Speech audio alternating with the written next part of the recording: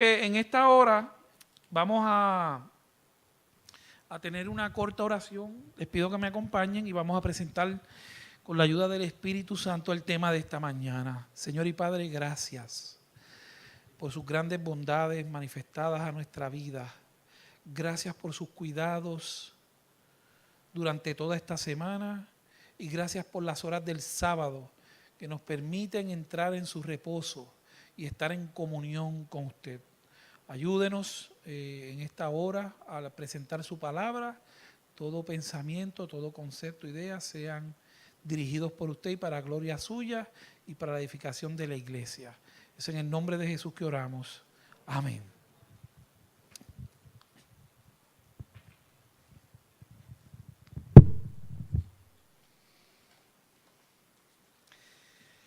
Muy bien, mis amados, en esta mañana quiero compartir con ustedes un tema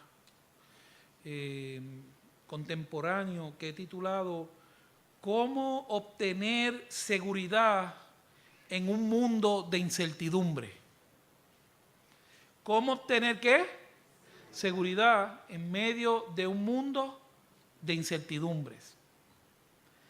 Luego de el huracán María, dentro de las muchas cosas que pasaron, la comandancia de Caguas quedó sin energía eléctrica.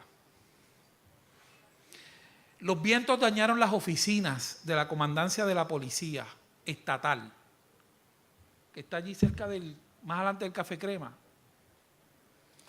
Los policías que trabajaban en el turno de noche les hicieron una especie de rancho, bajaron algunos escritorios y en ese lugar donde el turno de noche tenía que trabajar no había buena iluminación.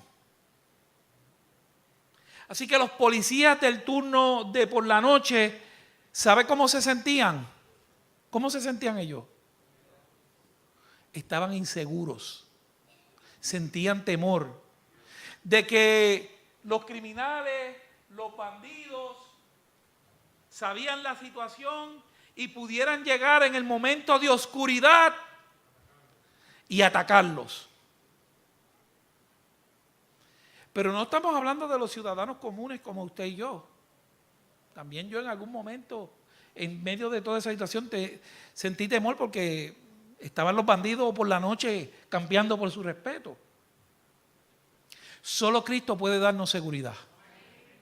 Solo Cristo. Así que dada esta situación, los policías hicieron algunas gestiones con los jefes, supervisores, pero fue inútil.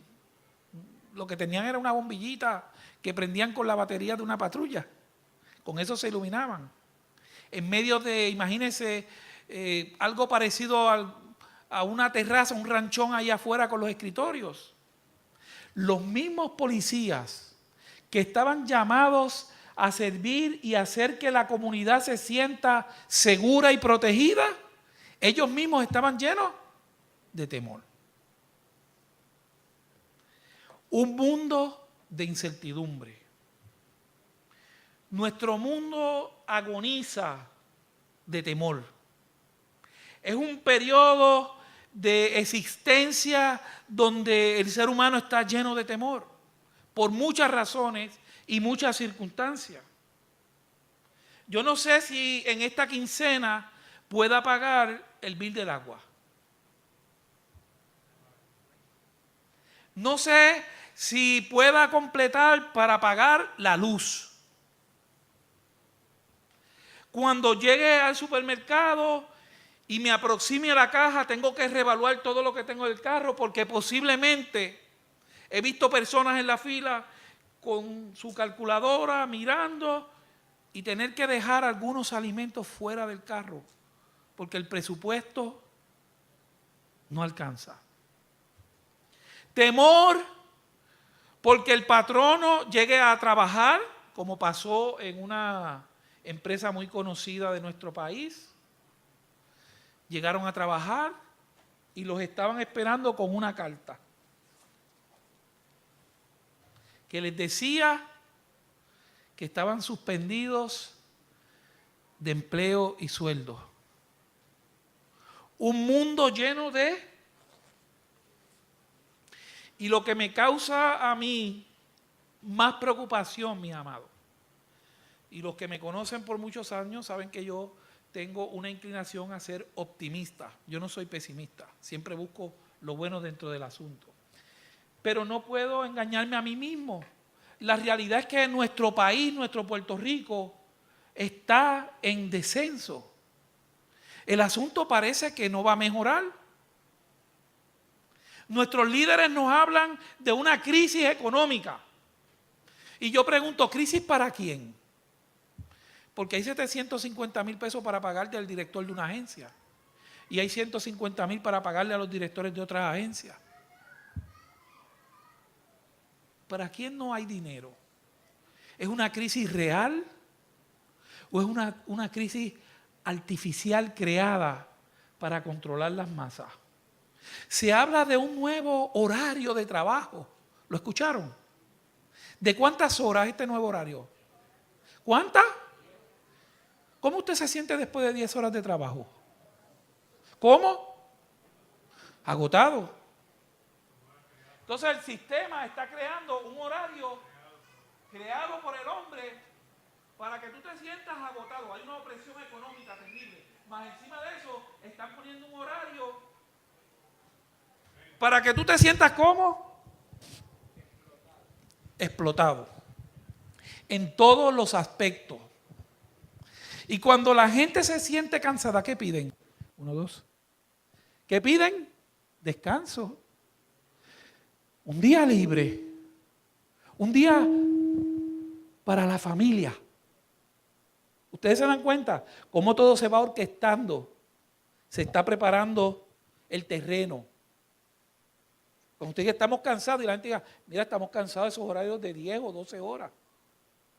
La gente va a pedir un día para estar con la familia. ¿Y el sistema qué día les va a decir? Tenemos el domingo para ustedes. El día familiar. Por eso es que todos los años, el último sábado de octubre, realizamos una actividad que se llama Un Día para Recordar. Ustedes han participado este año, un paréntesis, este año lo vamos a hacer acá en Cagua. No lo vamos a llevar a San Juan, porque nos dimos cuenta que los senadores y los legisladores no escuchan. Así que vamos a venirnos a Cagua y vamos a hacer una actividad en la comunidad y terminamos frente a la alcaldía allí en el paseo del edificio de Libre Música. Hay un paseo bien grande allí. Allí, con el favor de Dios, vamos a terminar la actividad. Para decirle al mundo y a la gente que Dios tiene un día. Que no es el día del hombre, es el día de Dios. Y ese día es el sábado. Solo Dios puede traer seguridad en medio de un mundo de incertidumbre. No hay seguridad en nuestros empleos. Todos nos estamos afectando. ¿Cuántos? De alguna manera u otra, usted conoce a alguien que se quedó sin trabajo, ¿sí o no? Un vecino, un familiar, un amigo. No estamos seguros contra ninguna enfermedad fatal. No hay seguridad contra ninguna enfermedad fatal. Hay temor de ataques terroristas, guerras y desastres. Pero yo quiero decirte en esta mañana que a pesar de todo ese panorama oscuro, hay esperanza en Cristo Jesús. Ahí es que está nuestra seguridad. Porque cuando yo miro el futuro de nuestro país, de nuestra nación, hacia dónde se dirige, lo que veo es incertidumbre y oscuridad. De hecho, quiero decirles que la iglesia, en medio de la crisis, los hermanos se han mantenido fieles. Los diezmos y las ofrendas han tenido un incremento de un 8, de un 5 en algunos lugares y de un 8% en otros. Los hermanos han mantenido su fidelidad en medio de la crisis. Eso se llama fe. Se traduce como confianza en Dios, a pesar de las dificultades. Podemos estar seguros y necesitamos estar seguros de tener una relación con Dios, de la vida eterna que Él nos ofrece. Ahora la pregunta es, en medio de este mundo de incertidumbre, ¿podemos tener seguridad de nuestra salvación? Es de lo único que podemos estar seguros. Pero la salvación a veces es malentendida por algunos. Algunos piensan que solo aquellos que nunca pecan, escuche, pueden tener la seguridad de que son salvos. Solo aquellos que nunca.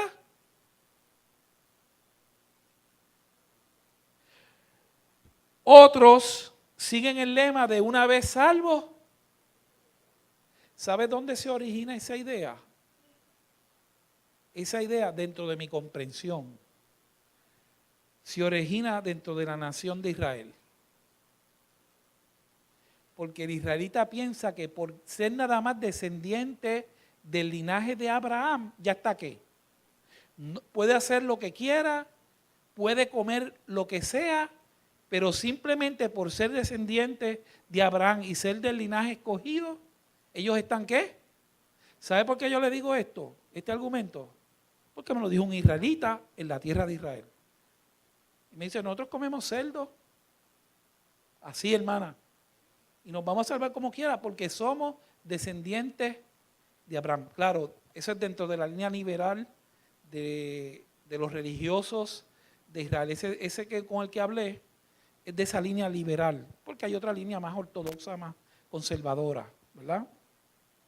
Así que, mis amados, otros creen que la certeza de la salvación depende de nuestras emociones. Tú tienes que pensar que eres salvo y creértelo y seguir adelante, y ya con esa emoción nada más, pues es suficiente. Pero ¿está la salvación segura? Por yo pensar que está segura. Porque la lectura bíblica que acabamos de leer nos dice algo interesante. Vamos a verla. Alguien que la quiera compartir y leer en esta hora.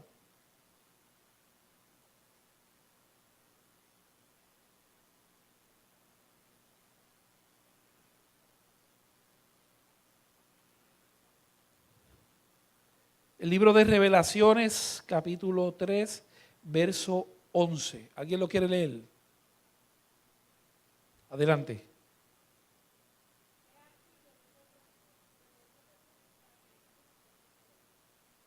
¿Es posible perder la salvación? El verso dice ahí, cuida lo que tienes. No sea que venga otro y qué cosa, y se lleve lo que es tuyo.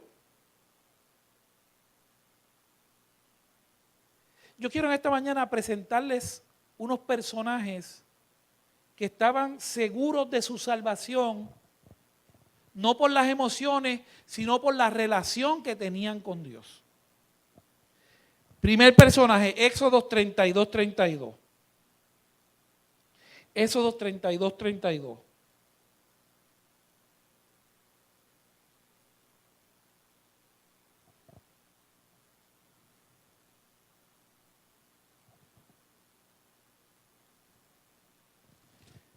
Si alguien lo encontró y lo quiere leer, adelante.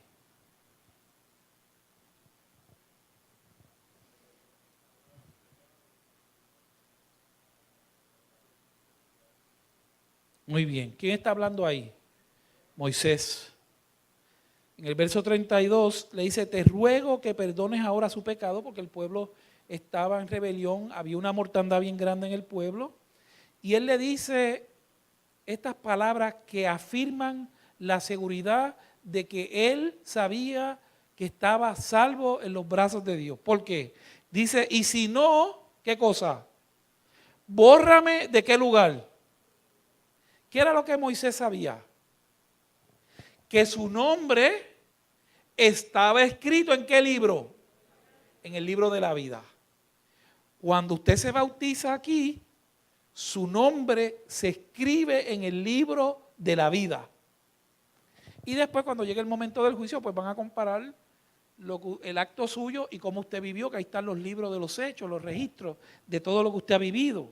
Así que Moisés, les pregunto, ¿estaba seguro de la salvación? Sí. ¿Y en qué se basaba, en qué se fundamentaba esa seguridad? En una vida de relación diaria con Dios. ¿Cómo?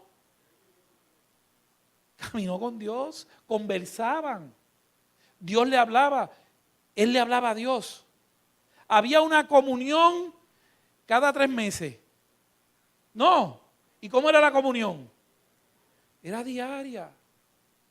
Y en el día no se comunicaban por la mañana y a la hora de acostarse. Era una relación continua, de todo momento, todo instante, en una comunión con Dios. Otro personaje, Primera de Pedro 5:1. Vamos a ver quién lo encuentra y lo quiere compartir con nosotros esta mañana.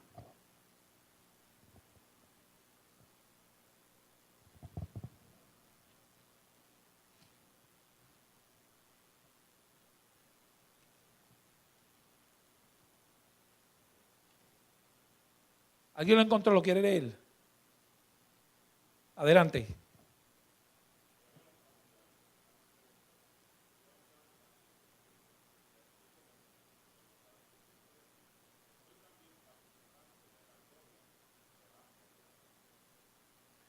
¿Cuándo va a ser revelada esa gloria? Pedro está hablando de una gloria que se va a revelar. ¿Cuándo? Cuando Jesús venga. Muy bien, ustedes son excelentes estudiantes. Y Pedro está afirmando en ese pasaje que cuando esa gloria se revele, ¿dónde va a estar él? ¿Dónde? ¿Va a participar? ¿Estaba seguro de su salvación? Ese es nuestro amigo, el discípulo Pedro. Segunda de Timoteo 4, 7, 8. Vamos a ver este otro personaje. Segunda de Timoteo 4, del 7 al 8.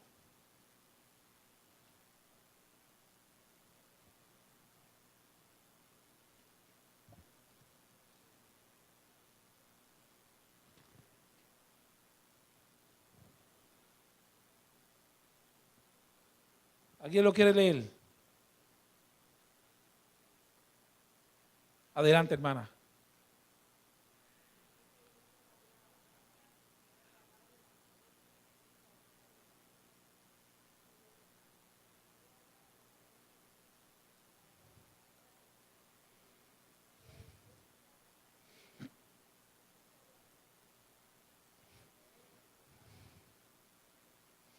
¿De qué estaba seguro Pablo? De su salvación. Pero Pablo dice algo interesante. No solo está hablando de la seguridad de la salvación de él, sino de quiénes. De todos aquellos que aman su venida. Ahora yo tengo que preguntar, es forzada la pregunta.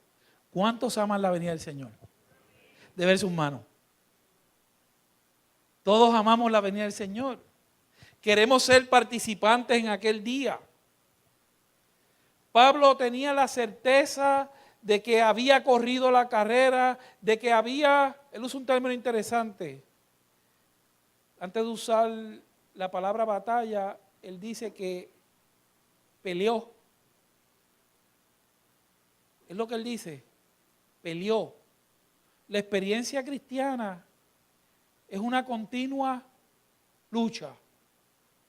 ¿Contra qué o contra quién?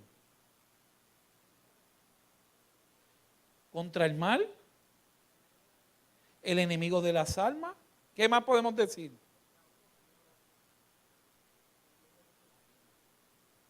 Contra mí mismo. El peor enemigo que yo tengo está derrotado. Cristo lo venció en la cruz. Ya no tiene autoridad ni potestad sobre nosotros, es lo que dice la palabra. Pero la pelea más difícil que yo tengo no es con los hermanos en la iglesia que no piensan igual que yo. Es contra mí mismo. La lucha entre el bien y el mal. Las decisiones que tengo que tomar, ¿dónde? Aquí arriba. Aquí arriba es donde se libran las batallas decisivas que nos llevarán al cielo o nos sacarán de él. Porque sabe que Dios no condena a nadie. Dios está en el negocio de salvar. Él no está en el negocio de condenar. ¿Quién condena? ¿Quién me condena a mí? Yo mismo. Mis decisiones, mis acciones me llevan al cielo o yo mismo decido excluirme de él. Ahora, los cristianos de Éfeso, hablamos de estas personas, ahora en calidad de comunidad cristiana en Éfesos, la iglesia tiene que decirnos algo sobre la salvación. Busque Efesios 2:8. Efesios, la carta que se escribe a Efesios, a los hermanos de Éfeso, capítulo 2, verso 8.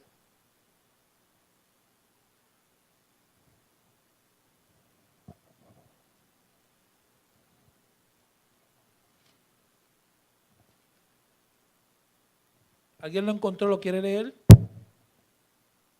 Vamos a ver, adelante.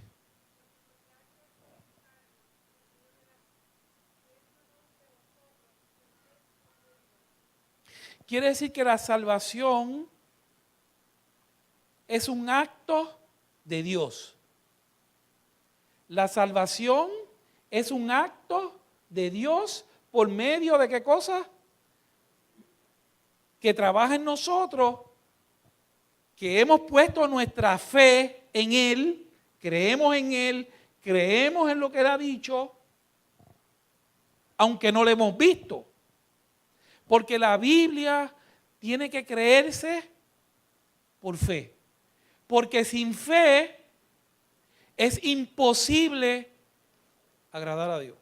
¿Sabe lo que descubrí en las clases de arqueología bíblica? La arqueología no puede probar que Dios existe. No puede probarlo. Si apareciera el arca, hablamos de eso la otra vez, ¿verdad, Fidencio? Si apareciera el arca de Noé y dentro del arca encontraran unas tablas de piedra que dijera, aquí entró Noé y su esposa y sus hijos con su esposa y los animales. ¿Qué muestra eso? ¿Que Dios existe? ¿Qué es lo que muestra? Pues que la historia de Noé, pues no es un mito. Eso es lo que mostraría si encontraran, ¿verdad?, los restos arqueológicos del arca. Porque la ciencia no puede probar la existencia de Dios. Dios escapa a los métodos empíricos, científicos de medición.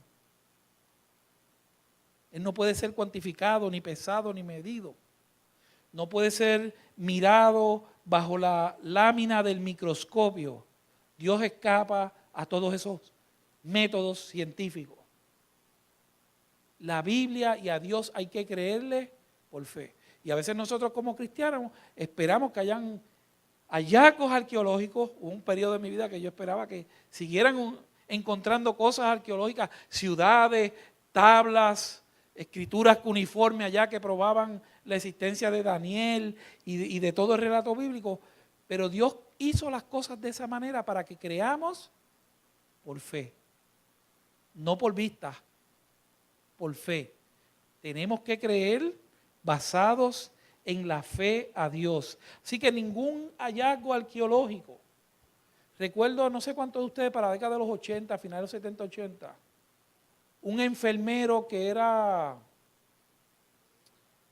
en inglés la palabra es amateur, un aficionado a la arqueología, Ron Wyatt, empezó a circular dentro de la iglesia que él había encontrado el arca del pacto.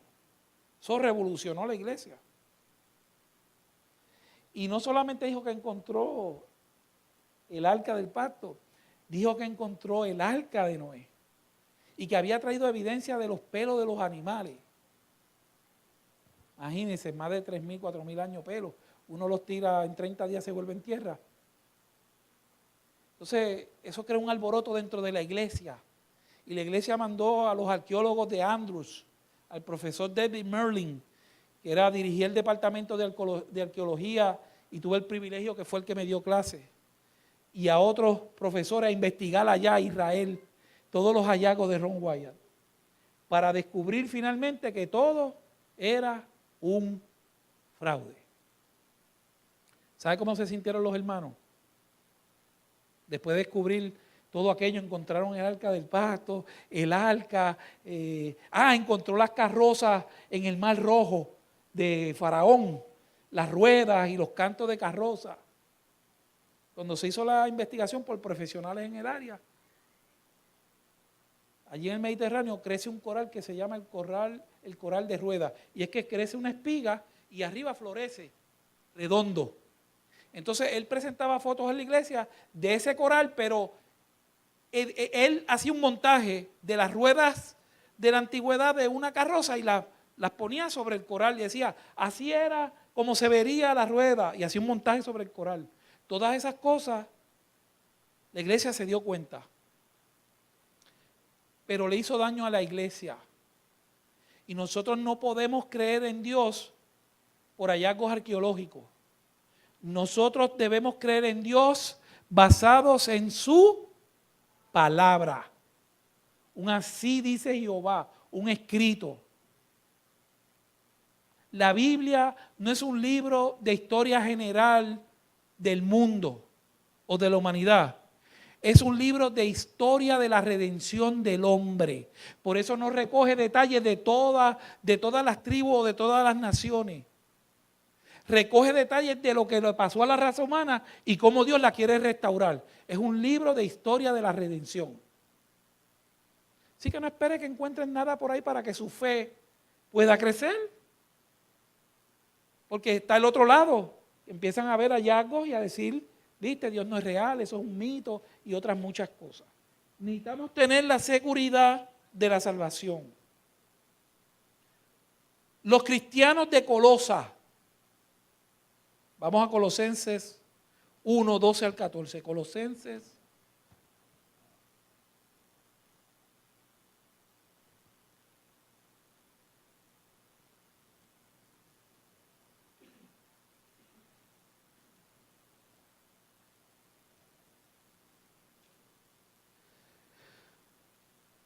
Colosenses 1, capítulo 1, del 12 al 14. ¿Alguien lo quiere leer?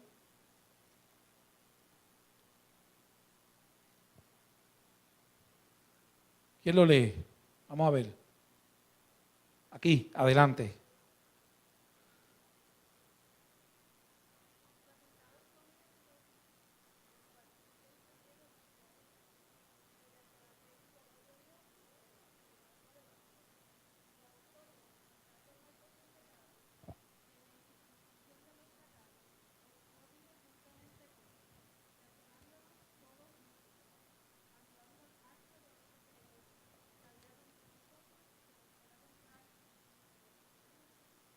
Siga.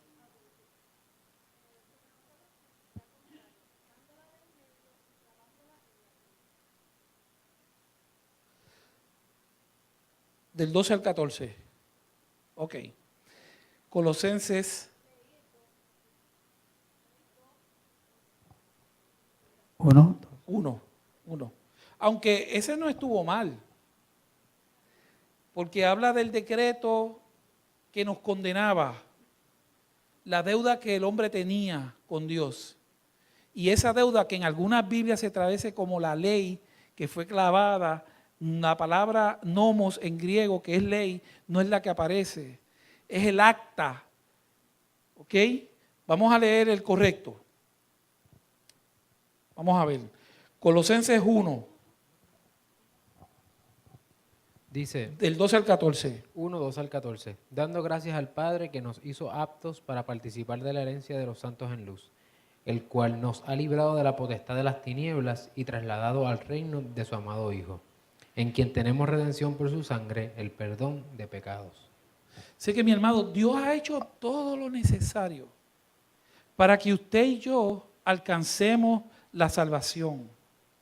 Con gozo daremos gracias al Padre que nos hizo aptos, nos capacitó. Dios te llama, te capacita y te coloca donde Él te necesita, donde Él te quiere.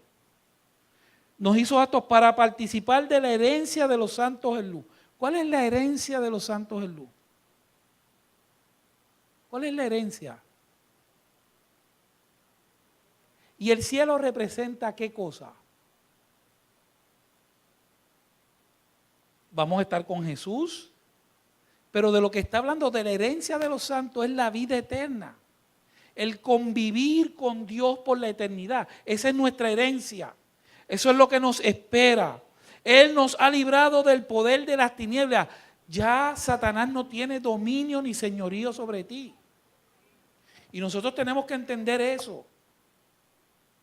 Ya el diablo no tiene potestad sobre ti. Fuiste comprado con precio de sangre. Has sido libertado. Las rejas fueron abiertas. Puedes salir caminando gracias a la sangre preciosa de Cristo. Dice, y nos ha trasladado al reino de su amado Hijo, en quien tenemos, ¿qué cosa? Redención por su sangre y el perdón de los pecados. Gloria sea a nuestro Dios. Algunos pueden pensar, sí, pastor, pero yo no me puedo comparar con Moisés, no me puedo comparar con Pedro y no me puedo comparar con Pablo. Bueno, yo tengo algo interesante que voy a compartir en esta hora. Algunos protestan diciendo no, que ellos eran especiales, pero ellos eran pecadores como nosotros, igualitos. Si no se bañaban en 3 días, apestaban. Tenían que comer porque les daba hambre. Tenían que ir al baño, igualito que nosotros. Escuche, Moisés cometió un homicidio. Era asesino. Cogió a uno y lo mandó con los panchos, como decimos nosotros. Ese fue Moisés. Pedro traicionó a Cristo, a su maestro. Y Pablo, o Saulo de Tarso, ¿qué cosa era? Perseguidor de la iglesia, metía presos a los cristianos y a los que pudiera sentenciar a la muerte, también los mataba.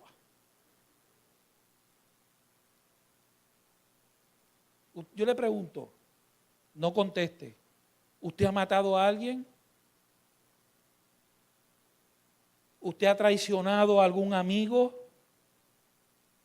¿Usted ha perseguido a personas para meterlas presas y condenarlas a muerte? Quizás pudiéramos concluir que no somos tan malos como algunos de ellos.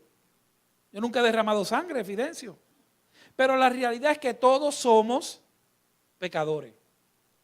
Y como tales necesitamos a Cristo como nuestro Salvador. Los creyentes de Éfeso y de Colosa tampoco eran muy santos. Tuvieron problemas. Por eso Pablo les escribe las cartas. Porque los cristianos tanto en Éfeso como en Colosa tenían problemas. La voluntad de Dios es que nosotros tengamos la seguridad de la salvación. Y también nos exhorta a nosotros a que entendamos que cuando confesamos nuestros pecados, recibimos el perdón de Dios, hemos sido perdonados y estamos salvados por la sangre de Cristo. ¿Es posible caer de ahí? Sí, si usted decide. Ahora quiero compartir unos pasajes con ustedes rápido. Algunos de estos ustedes los conocen. Juan 3:16. Porque de tal manera amó Dios al mundo que ha dado a su Hijo unigénito para que todo aquel que cree en Él, ¿qué cosa? ¿Cuál es el pensamiento de Dios? ¿Que se salve quién? Yo pensé que era un grupito aislado allá en Medio Oriente. ¿No era para ellos nada más la salvación? ¿Es para quiénes? El plan de Dios es que todos se puedan salvar. ¿Se salvarán todos? No. Esa es la realidad. Juan 5:24. Vamos a buscar rápido ahí.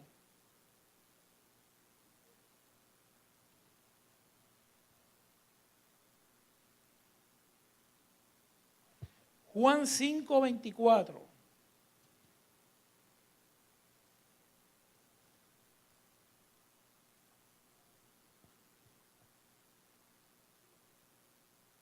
Este es un pasaje poderoso.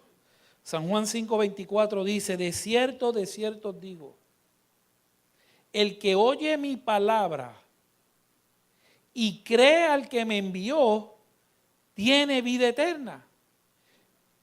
Y no vendrá a qué cosa.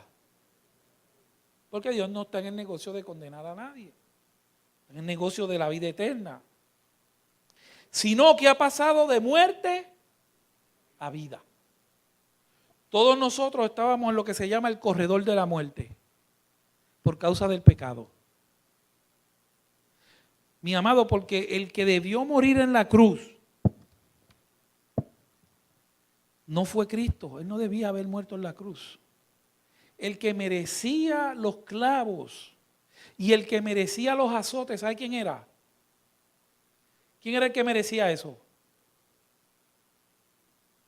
Y estando en medio del corredor de la muerte, Jesús nos movió a un lado y tomó nuestro lugar. Y en la cruz del Calvario, nosotros vemos el sufrimiento del unigénito Hijo de Dios. Y la sierva de Dios dice que pasemos tiempo contemplando esas escenas. Ahora, hay una escena que a veces nosotros no contemplamos. ¿Ustedes han pensado cómo se sentía el Padre desde el cielo mirando esa escena? Lo que implica al Padre permitirle al Hijo pasar por esa experiencia. Los que somos padres sabemos que en una situación como esa, ¿cuántos enviarían a su hijo a salvar al mundo? Sabiendo la experiencia que van a pasar. Yo no lo hubiera enviado a ninguna de mis hijas. Mejor, antes de enviarlas a ella, ¿quién va? Voy yo como padre, para evitarle el sufrimiento a los hijos, porque uno como padre está educado y formado para preservar la vida y proteger a la semilla del futuro, a la próxima generación. La vamos criando y formando y la protegemos, porque es la generación del futuro. Así que nosotros como padres preferimos pasar el dolor nosotros y el sufrimiento a nosotros y no que nuestros hijos lo pasen. Pero Dios te amó tanto. Y estoy enfocando en el amor del Padre. No estoy enfocado en el sacrificio del Hijo ahora. Que Él permitió, se hizo hacia atrás y permitió que Jesús tomara nuestro lugar. Y estando en el cielo, observó la escena en la tierra. ¿Cómo se sentiría el Padre? ¿Usted ha pensado en eso? Lorna, tú mirando a tu pequeña niña.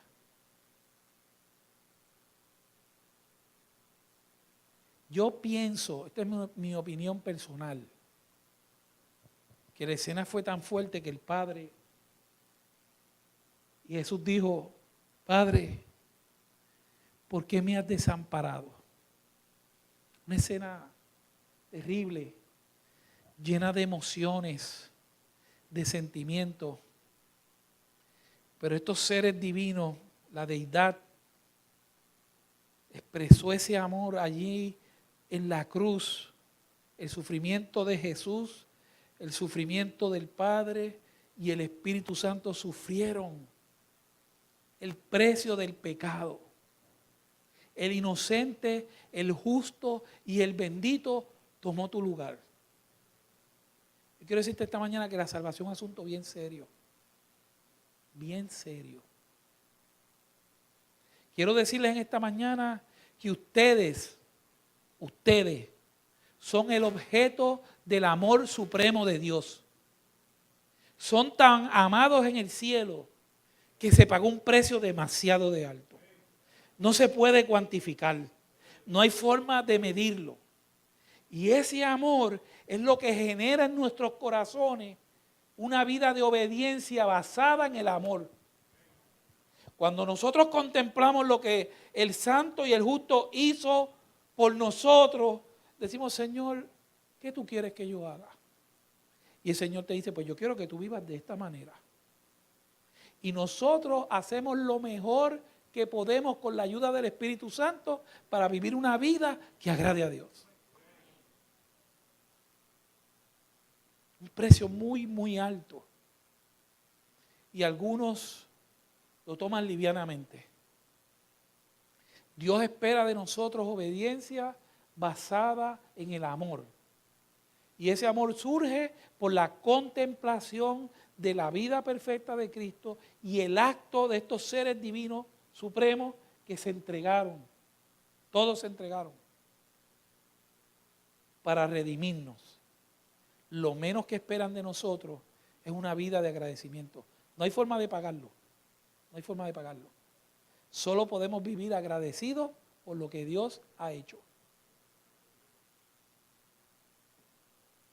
Otro pasaje que quiero compartir con ustedes. Juan 20 del 30 al 31.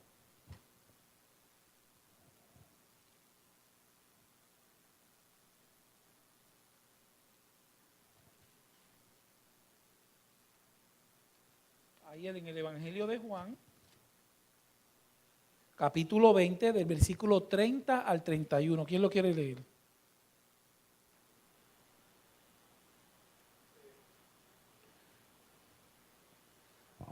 Jesús hizo muchas otras señales milagrosas delante de sus discípulos, las cuales no están escritas en este libro, pero estas se han escrito para que ustedes crean que Jesús es el Mesías, el Hijo de Dios, y para que creyendo tengan vida por medio de él.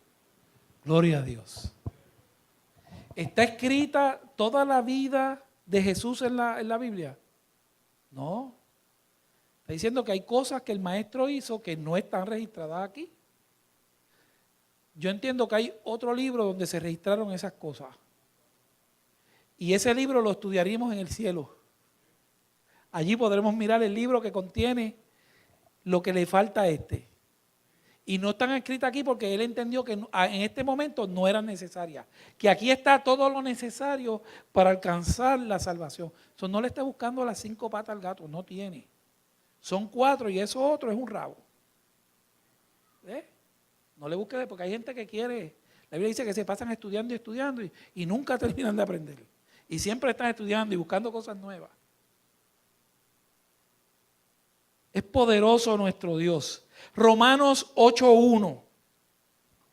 Vamos a la carta de Roma.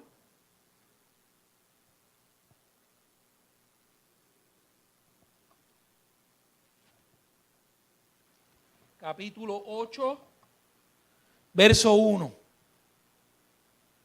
Ahora pues, ninguna condenación hay para los que están en Cristo Jesús, los que no andan conforme a la carne, sino conforme. Ahora, yo quiero que ustedes me ayuden. Esa expresión, los que no andan conforme a la carne, ¿a qué se refiere eso? ¿A las cosas que qué? A las cosas que ofrece el mundo.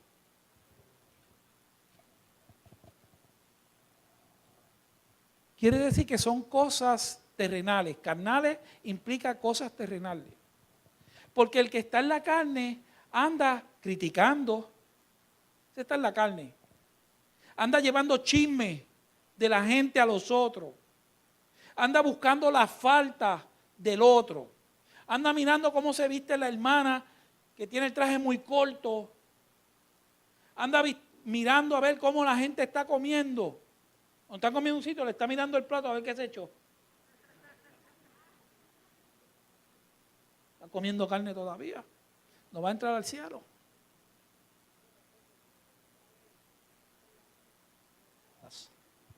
Y en Gálatas dice, los frutos de la carne manifiestas son las obras de la carne, que son adulterio, fornicación, inmundicia, lascivia, idolatría, hechicería, enemistades, pleitos, celos, explosiones de ira, contiendas, divisiones, sectarismos, envidias, homicidios, borrachera, orgías y cosas semejantes.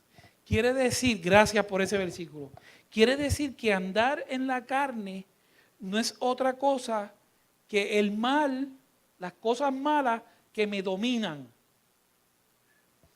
Cuando estás poniendo un clavo y te das con el martillo en el dedo, una palabrota. Se está conforme a la carne. El que está velando para cuando tú pases ponerte el pie y te caiga. Hay gente, escuche bien, hay gente en la iglesia que está esperando que tú fracases en la vida espiritual para decir, te lo dije, viste que no duraba 6 meses en la iglesia. Yo se lo digo porque yo sé lo que le hablo. Cuando yo me bauticé en el 86, bajé del bautisterio, me fui por atrás para terminar de ver la ceremonia, me fui al último banco y 3 bancos más al frente, yo me acababa de bautizar. No había entrado nadie a bautismo, a bautisterio allí. Yo estoy atrás, en la pared, 3 bancos, 2 hermanas. Una decía, ese muchacho no dura 6 meses en la iglesia. Eso lo escuché yo. Hermanas fieles de la iglesia no son malas personas. Gente buena que coopera en la iglesia, líderes de iglesia. Dijeron que yo no iba a durar 6 meses y Dios permitió que yo lo escuchara. Ahora, las cosas te pueden hacer débiles o te pueden hacer fuertes. ¿Qué usted cree que yo decidí? Yo no voy a durar 6 meses. Pues ahora me voy a esforzar más. Pude haber dicho, si esto es así aquí, miren, en verdad me voy. Porque esto está igual que afuera. O peor. Pero el Espíritu permitió porque Él sabía que eso me iba. Y a veces llegan cosas a tu vida que te van a hacer más. Hay gente esperando que tú fracases en tu vida espiritual para decir, te lo dije, que ese no servía o esa no servía. Pero Dios está diciendo que no hay condenación para quién, para los que están en el Espíritu. Ahora yo quiero la otro lado. Y con esto resumimos y concluimos. ¿Qué es estar en el Espíritu? Mira a ver si tiene los frutos del Espíritu ahí. Mírate a ver los frutos y con eso vamos a concluir. En Gálatas 5:22 dice el fruto del Espíritu, dice el fruto. Pero el fruto del Espíritu es amor, gozo, paz, paciencia, benignidad, bondad, fidelidad, mansedumbre, dominio propio. Contra estas virtudes no hay ley. ¿Qué es andar en el Espíritu? Es que el que viene pasando y tú le ponías el pie, ahora tú lo quitas y dices, no, yo no voy a hacer eso porque a Dios no le agrada. Cuando alguien en la iglesia se cae o tiene una situación difícil, en vez de ir por ahí regando, ¿tú sabes lo que le pasó al hermano o a la hermana? Tú tratas de levantar al que está caído. Porque todas esas características, todas se desprenden de la primera. ¿Cuál es la primera? Duro. El amor. Y todo lo otro se desprende de ahí. Cuando la persona está llena del amor de Dios, ya no está haciendo el mal. Ahora se enfoca en hacer. Y la base de ese bien es el amor de Dios en mi vida. Pero si yo no tengo amor de Dios en mi vida, no me he aprendido a amarme yo mismo, ¿cómo voy a amar al prójimo? Andar en el Espíritu es andar haciendo la voluntad de Dios. ¿Cuántos quieren hacer la voluntad de Dios esta mañana? ¿Cuántos quieren dejar el mal atrás y permitirle al Espíritu Santo que nos guíe, que nos corrija, que nos ayude a aguantar un órgano tan pequeño pero que puede prender? Y cuando alguien te venga a calentar el oído, mira que vamos a orar por ella. ¿Tú hablaste con ella? No, yo no. Pues no te pongas a hablar por ahí. Mira, aunque sea verdad, aunque sea cierto, entre en el ministerio de Cristo. Él está en el negocio de salvar.